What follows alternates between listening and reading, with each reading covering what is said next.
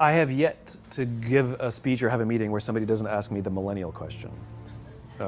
What's the millennial question? Apparently millennials as a generation, which is a group of people who were born approximately 1984 and after, are tough to manage. And they're accused of being entitled and narcissistic, and self-interested, unfocused, lazy. But entitled is the big one. And because they confound leadership so much, what's happening is leaders are asking the millennials, what do you want? And millennials are saying, we want to work in a place with purpose, love that. We want to make an impact, you know, whatever that means. We want free food and beanbags. And so somebody articulates some sort of purpose, there's lots of free food and there's beanbags, and yet for some reason, they're still not happy. And that's because they're missing, there's a missing piece. What I've learned is that I can break it down into 4 pieces, right? There are four things, 4 characteristics. One is parenting, the other one is technology, the third is impatience, and the fourth is environment. The generation that we call the millennials, too many of them grew up subject to, not my words, failed parenting strategies. Where, for example, they were told that they were special all the time. They were told that they could have anything they want in life, just because they want it. Some of them got into honors classes, not because they deserved it, but because their parents complained. And some of them got A's, not because they earned them, but because the teachers didn't want to deal with the parents. Some kids got participation medals. You got a medal for coming in last, right? Which the science we know is pretty clear, which is it devalues the medal and the reward for those who actually work hard, and it actually makes the person who comes in last feel embarrassed because they know they didn't deserve it, so it actually makes them feel worse, right? So you take this group of people, and they graduate school, and they get a job, and they're thrust into the real world, and in an instant, they find out they're not special, their moms can't get them a promotion, that you get nothing for coming in last, and by the way, you can't just have it because you want it. And in an instant, their entire self-image is shattered. And so you have an entire generation that's growing up with lower self-esteem than previous generations. The other problem, to compound it, is we're growing up in a Facebook, Instagram world. In other words, we're good at putting filters on things. We're good at showing people that life is amazing even though I'm depressed. And so everybody sounds tough, and everybody sounds like they got it all figured out. And the reality is there's very little toughness, and most people don't have it figured out. And so when the more senior people say, well, what should we do? They sound like, this is what you gotta do. And they have no clue, right? So you have an entire generation growing up with lower self-esteem than previous generations, right? Through no fault of their own, right? They were dealt a bad hand. Now let's add in technology.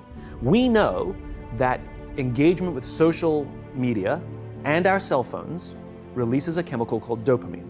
That's why when you get a text, it feels good, right? So, you know, we've all had it where you're feeling a little bit down or feeling a bit lonely, and so you send out 10 texts to 10 friends, you know, hi, hi, hi, hi, hi, because it feels good when you get a response. It's why we count the likes, it's why we go back 10 times to see if my Instagram is growing slower, did I do something wrong? Do they not like me anymore, right?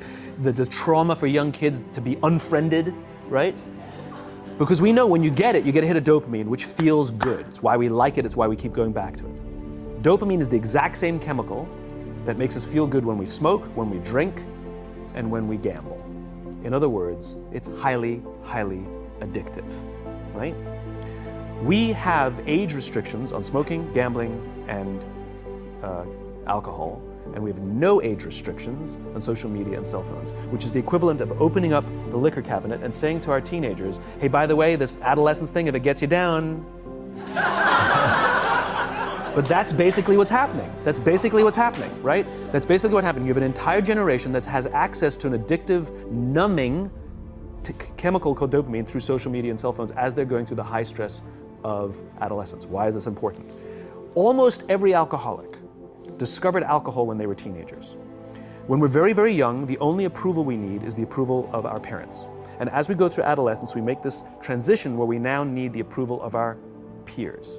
Very frustrating for our parents, very important for us. It allows us to acculturate outside of our immediate families into the broader tribe, right? It's a highly, highly stressful and anxious period of our lives, and we're supposed to learn to rely on our friends.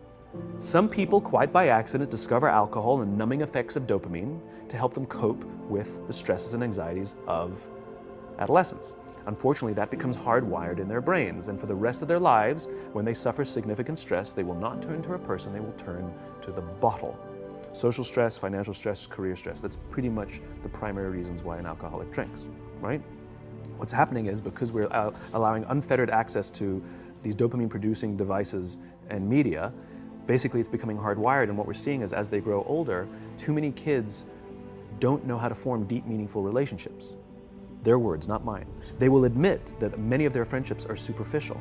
They will admit that their friends, that they don't count on their friends, they don't rely on their friends, they have fun with their friends, but they also know that their friends will cancel on them if something better comes along. Deep, meaningful relationships are not there because they never practice the skill set, and worse, they don't have the coping mechanisms to deal with stress. So when significant stress starts to show up in their lives, they're not turning to a person, they're turning to a device, they're turning to social media, they're turning to these things which offer temporary relief. We know, the science is clear, we know that people who spend more time on Facebook suffer higher rates of depression than people who spend less time on Facebook. These things balanced. Alcohol is not bad, too much alcohol is bad. Gambling is fun, too much gambling is dangerous. There's nothing wrong with social media and cell phones. It's the imbalance. If you're sitting at dinner with your friends and you're texting somebody who's not there, that's a problem. That's an addiction. If you're sitting in a meeting with people you're supposed to be listening to and speaking, and you put your phone on the table, face up or face down, I don't care, that sends a subconscious message to the room that you're just not that important to me right now, right? That's what happens. And the fact that you cannot put it away is because you are addicted, right? If you wake up and you check your phone before you say good morning to your girlfriend, boyfriend, or spouse, you have an addiction. And like all addiction, in time, it'll destroy relationships, it'll cost time, and it'll cost money, and it'll make your life worse. So you have a generation growing up with lower self-esteem that doesn't have the coping mechanisms to deal with stress. Now you add in the sense of impatience. They've grown up in a world of instant gratification. You want to buy something, you go on Amazon, it arrives the next day. You want to watch a movie? Log on and watch a movie. You don't check movie times. You want to watch a TV show? Binge. You don't even have to wait week to week to week, right? I know people who skip seasons just so they can binge at the end of the season, right? Instant gratification. You want to go on a date? You don't even have to learn how to be like, hey. You don't even have to learn and practice that skill. You don't have to be the uncomfortable one who says yes when you mean no and says no when you mean no and yes when you don't have to swipe right. Bang, I'm a stud. Right? You don't have to learn the social coping mechanisms. Everything you want, you can have instantaneously. Everything you want, instant gratification. Except job satisfaction and strength of relationships, there ain't no app for that. They are slow, meandering, uncomfortable, messy processes. And so I keep meeting these wonderful, fantastic, idealistic, hardworking, smart kids. They just graduated school. They're in their entry-level job. I sit down with them and I go, how's it going? They go, I think I'm gonna quit. I'm like, why? They're like, I'm not making an impact. I'm like, you've been here 8 months. You know? It's as if they're standing at the foot of a mountain and they have this abstract concept called impact that they want to have in the world, which is the summit.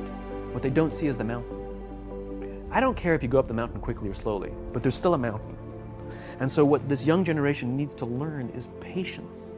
That some things that really, really matter, like love, or job fulfillment, joy, love of life, self-confidence, a skill set, any of these things, all of these things take time.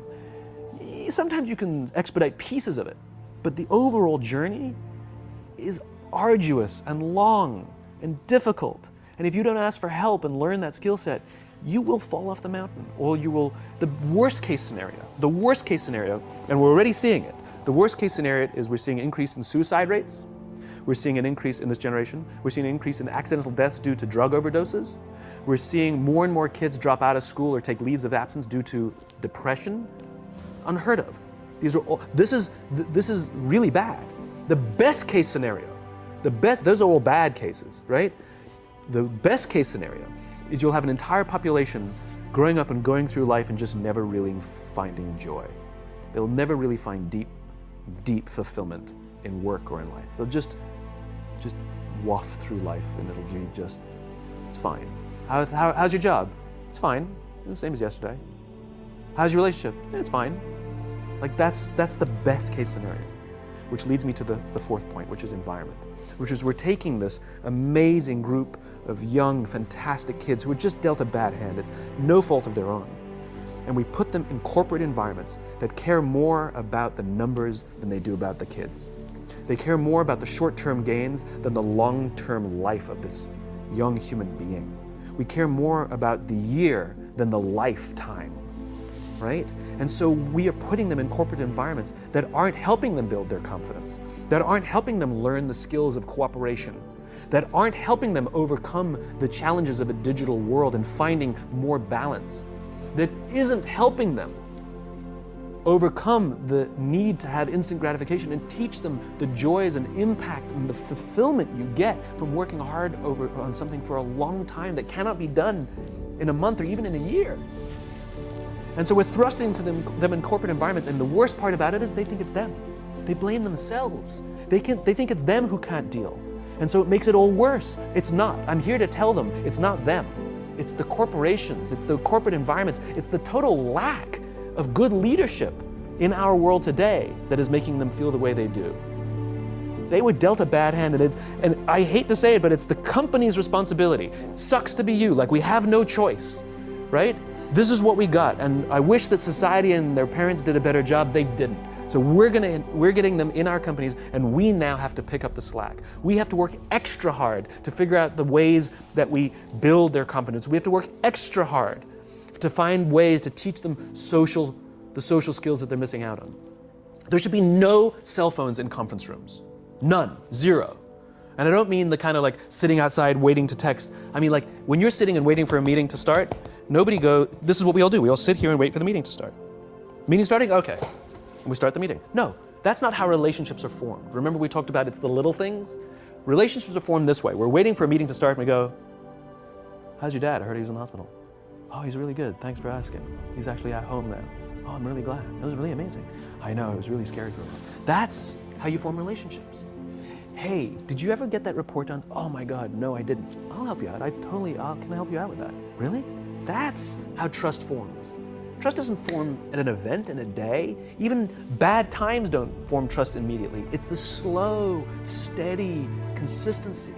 And we have to create mechanisms where we allow for those little innocuous interactions to happen. But when we allow cell phones in conference rooms, we just, okay, have the meeting. And then my favorite is like when there's a cell phone there and you go like this, you go. It rings and you go.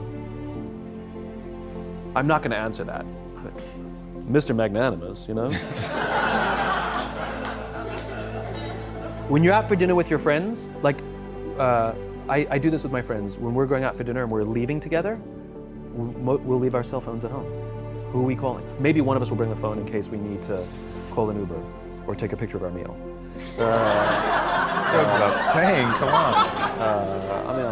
on. I'm an idealist, but I'm not insane. You know? Not a heathen. I mean, it looked really good.